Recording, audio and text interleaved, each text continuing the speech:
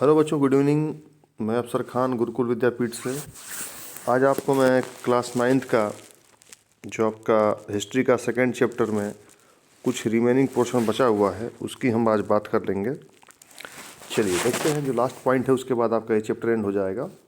The global influence of the Russian revolution and the USSR.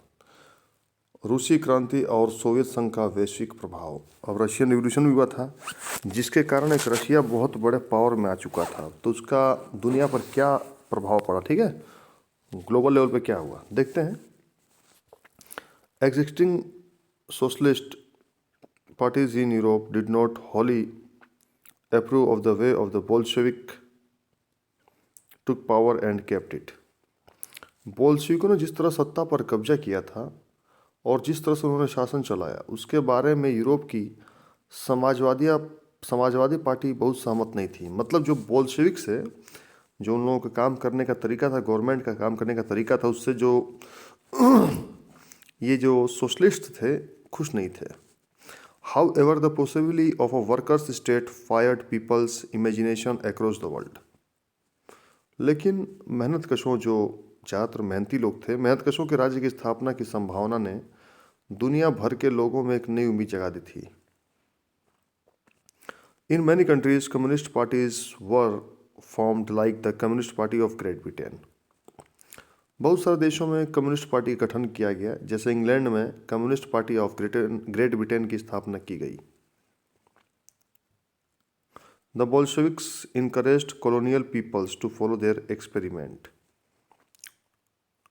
आगे देखते हैं, बोल्शेविकों ने उपनिवेशों की जनता को भी उनके रास्ते का अनुसरण करने के लिए प्रोत्साहित किया।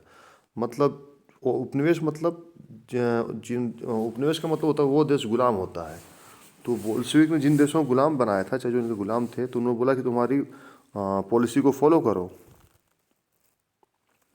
Many non-Russians from outside the USSR participated in the Conference of the People of the East 1920 and the Bolshevik founded Comintern, an international union of pro-Bolshevik socialist parties।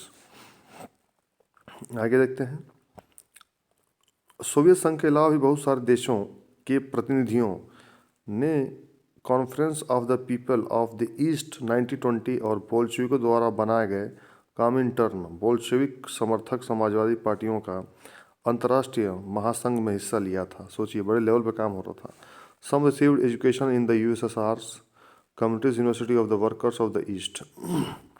कुछ विदेशियों को तो सोवियत संघ की communist university of the workers of the east में शिक्षा दी गई।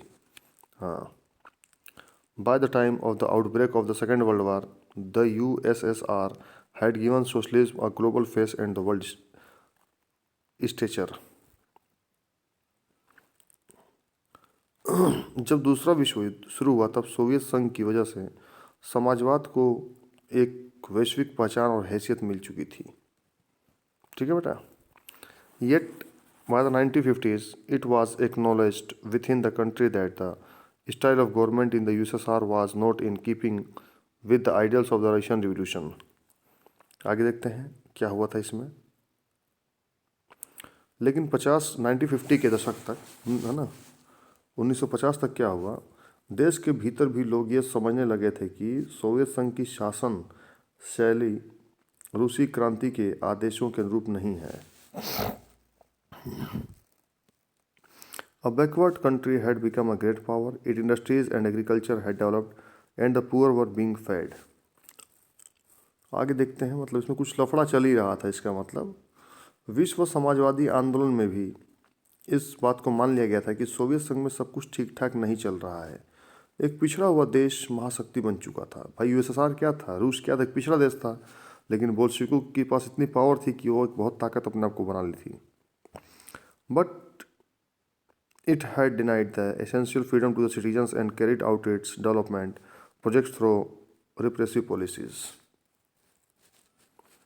आगे देखते हैं, उसके उद्योग और खेती विकसित हो चुकी था, गरीबों को भोजन मिल रहा था, लेकिन वहाँ के नागरिकों को कई तरह की आवश्यक स्वतंत्रता नहीं दी जा रही थी।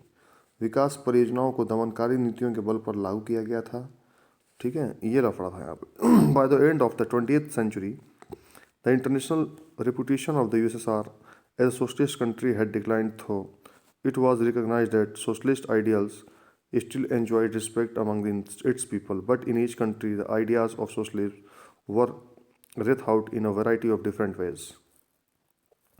20वीं सदी के अंत तक एक समाजी देश के रूप में अंतर्राष्ट्रीय स्तर पर सोवियत संघ की प्रतिष्ठा काफ़ी कम रह गई थी। हालांकि वहाँ के लोग अभी भी समाजवाद के आदर्शों का सम्मान करते थे, लेकिन सभी देशों में समाजवाद के बारे में विविध प्रकार के व्यापक पुनर्विचार किया गया। चलिए बेटा, आज आपका लेक्चर यहीं ख़त्म होता है। Thank you. एक चैप्टर भी ख़त्म होता है। थैंक यू बेटा।